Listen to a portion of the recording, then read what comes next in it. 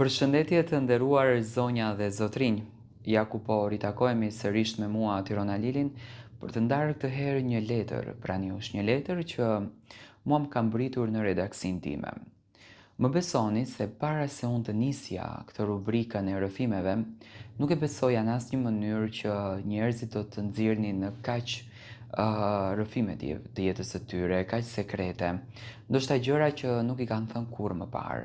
Ajo që në fakt unë po ndeshem është pak befasuese dhe shqetësuese me realitetin që unë po shoh në shoqërinë shqiptare. Letra më është shkruar nga një zonjë e nderuar e cila tregon në tmerrin që ka kaluar nga shoqja e saj. Ishim dy shoqe që nga fëmijëria. U ritëm në të njëjtën lagje. Ndanim bukën bashk, sekretet, ëndrat edhe lotët. Të gjithë thoshin se ne të dyja ishim si motra. Ajo ishte personi i parë që mora në telefon. Qau nga gëzimi dhe më tha, ti e meriton lumturinë më shumë se kushdo. Nuk e dija se një ditë ajo do të bëhej arsyeja e lotëve të mi. Burimi ishte njëri i qetë, punonte shumë edhe shpesh mungonte në shtëpi. Unë kujdesesha për fëmijët dhe mundohem ta mbaja familjen të bashkuar. Shoqja ime vinte shpesh në shtëpinë tonë. Pinim kafe, qeshnim, e kujtonim kohët e vjetra. Ajo luante me fëmijët e mi dhe unë ndihesha e lumtur që kisha pranë një njeri kaq të afërt. Një ditë fillova të vërej diçka pak më ndryshe. Burim nuk më shikonte më si më parë. Telefoni nuk i ndahej nga dora. Kur hynte në shtëpi buzëqeshte duke parë ekranin. Por sa po afrohesha unë, e mbyllte menjëherë. Në fillim mendova se ishte lodhje nga puna. Nuk doja të bëhesha grua dyshuese. Por zemra një gruaje e ndjen kur diçka realisht po prishet. Një mbrëmje, shoqja ime erdhi në shtëpi më e rregulluar se zakonisht. Parfum i rënd, buzëkuq i kuq dhe një buzëqeshje që nuk e kisha parë kurrë tek ajo. Kur hyri burim, sytë e tyre u takuan për disa sekonda. Ishte një shikim që në të vërtetë më dogji shpirtin. Atë natë nuk fjeta.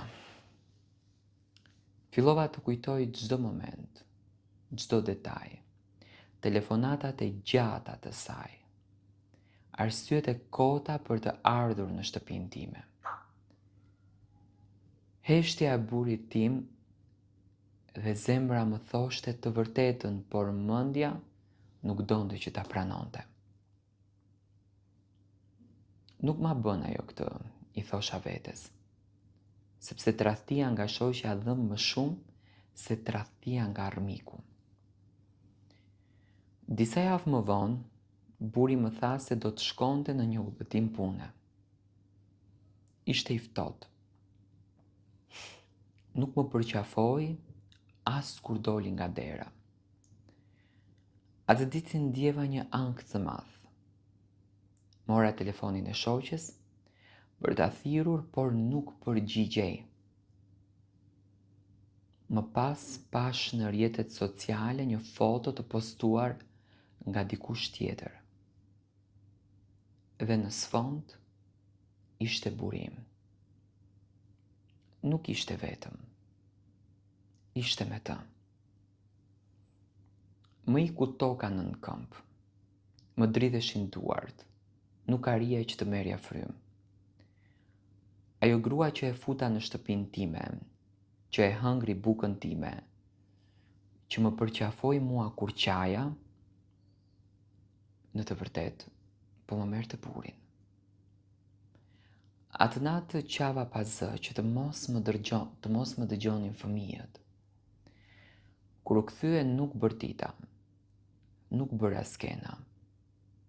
Vetëm e pyeta, a e do. A i uli kokën dhe ajo heshtje më coptoi zemrën më shumë se çdo fjalë. Pas pak ditësh mora guximin që ta takoja shoqen time. Shkova tek shtëpia e saj. Kur ma hapi derën, nuk arrinte të më shikonte në sy. I thash vetëm një pse. Ajo filloi që të qante. Më tha se nuk e kishte planifikuar, se ishte afruar me të kur unë isha e zënë me fëmijët dhe me problemet. Se ndjehej e vetmuar, por asnjë arsye nuk mund ta shëronte plagën që mua më hapi. I thash, mund të ma merrje çdo gjë në jetë, por jo besimin. Që nga ajo ditë jeta ime ndryshoi krejt. Shtëpia u bë e ftohtë, fëmijët e ndjenin tensionin, unë qaja fsheu razi në banjë që të mos më shikonin, në pasqyrë nuk e njihja më veten dhe gruaja e fortë që isha ishte kthyer në një hije. Por dhimbja në të vërtetë më mësoi diçka. Njeriu që të tradhton nuk ta merr vlerën. Ta zbulon forcën. Kaluan muaj, burri im u largua përfundimisht nga ne. Lagja filloi të fliste, disa më shikonin me mëshirë dhe disa me kuriozitet, por askush nuk e dinte luftën që bëja çdo natë me veten time. Mendoja se ku gabova. Por një ditë e kuptova se jo çdo tradhti vjen sepse ti nuk mjafton. Disa njerëz thjesht nuk dinë të ruajnë atë që kanë. Fillova të ngrihem dal nga dal, u kujdesa më shumë për veten, gjeta punë, kalova më shumë kohë me fëmijët dhe çdo lot që kisha derdhur u kthye në forcë për të ecur përpara. Një mbrëmje, djali im më përqafoi dhe më tha: "Mami, ti je njeriu më i fortë që unë njoh." Ato fjalë më shëruan më shumë se çdo kërkim falje. Sot kanë kaluar shumë vite. Shoqja ime nuk është më pjesë e jetës time. Burri që dikur mendoja se ishte bota ime, tashmë është thjesht një kujtim i dhimbshëm.